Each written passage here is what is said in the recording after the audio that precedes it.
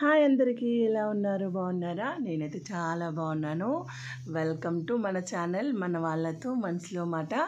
ఈరోజు మన ఛానల్లో మా ఇంట్లో స్పెషల్ వచ్చేసి తలకాయ కూర బగారా రైస్. తలకాయ కూర బగారా రైస్ కాంబినేషన్ తోటి చాలా బాగుంటుంది కదా టేస్ట్. మీకు ఎంతమందికి ఇష్టమో ఖచ్చితంగా నాకు కామెంట్ చేయాలి. తలకాయ కూర బోన్స్ ఎక్కువ ఉంటుంది, ఉడకనికి కూడా చాలా టైం పడుతుంది.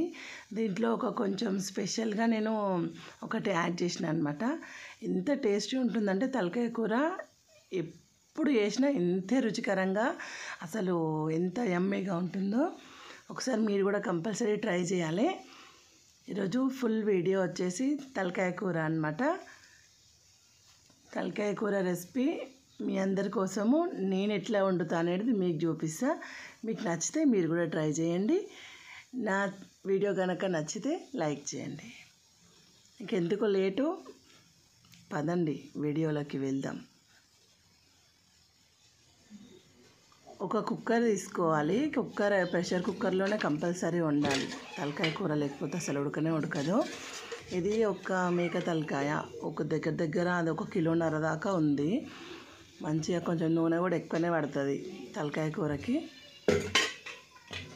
నూనె యాడ్ చేసుకొని కొంచెం నూనె వేడైన తర్వాత ఉల్లిపాయలు, కొత్తిమీర వేసుకోవాలి. వేసుకొని మంచిగా ఫ్రై అయ్యాక అల్లం వెల్లిగడ్డ పేస్ట్, పసుపు వేసుకొని మంచిగా గోలనివ్వాలి. అవి గోలిన తర్వాత మనం 2-3 సార్లు నీట్గా కడిగి పెట్టుకోవాలన్నమాట తలకాయని.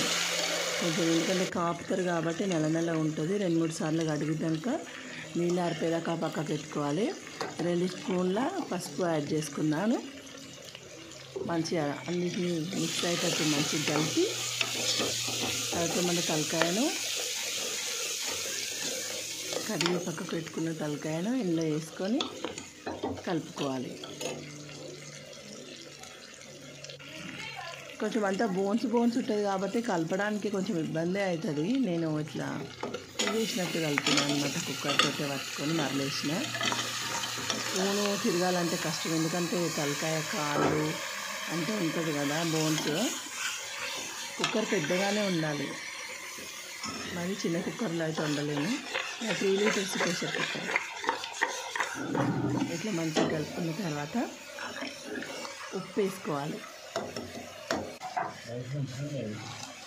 ఒక 2 స్పూన్ల ఉప్పు వేసుకున్నా.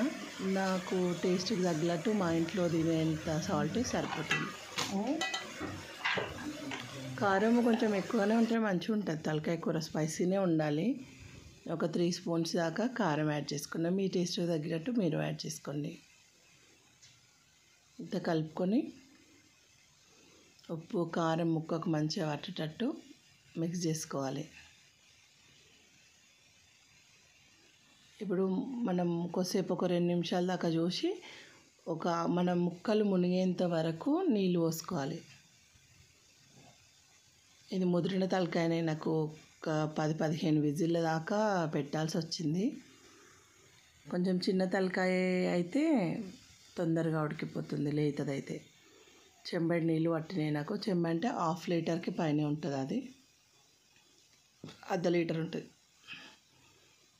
కుక్కర్కి పెట్టి విజిల్ పెట్టేసి ఒక 5-6 విజిల్స్ వచ్చినాక ఒకసారి మళ్ళీ తీసుకోవాలి.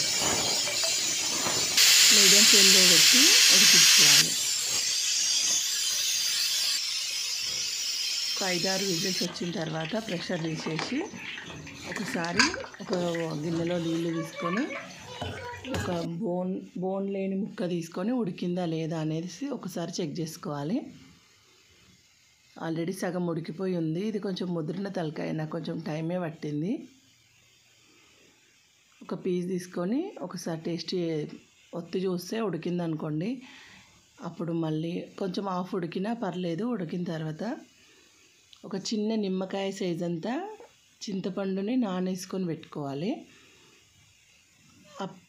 చింతపండు చిక్కగా ఒక చిన్న టీ గ్లాస్ అంత చింతపండు యాడ్ చేసుకోవాలి. ఇదే సీక్రెట్ అనమాట తలకాయ కూరలో. 2 డేస్ ఉన్నా అస్సలు ఇంత కూడా ఖరాబ్ కాకుండా, అసలు పులుసు పోసినట్టు కూడా టేస్ట్ తెలియదు. ఒక చిన్న నిమ్మకాయ సైజ్ అంతా చింతపండును రసం తీసుకొని యాడ్ చేసుకోవాలి. ఇప్పుడు మళ్ళీ మూత పెట్టి ఒక 2-3 విజిల్స్ వచ్చేంత వరకు కుక్ చేసుకోవాలి.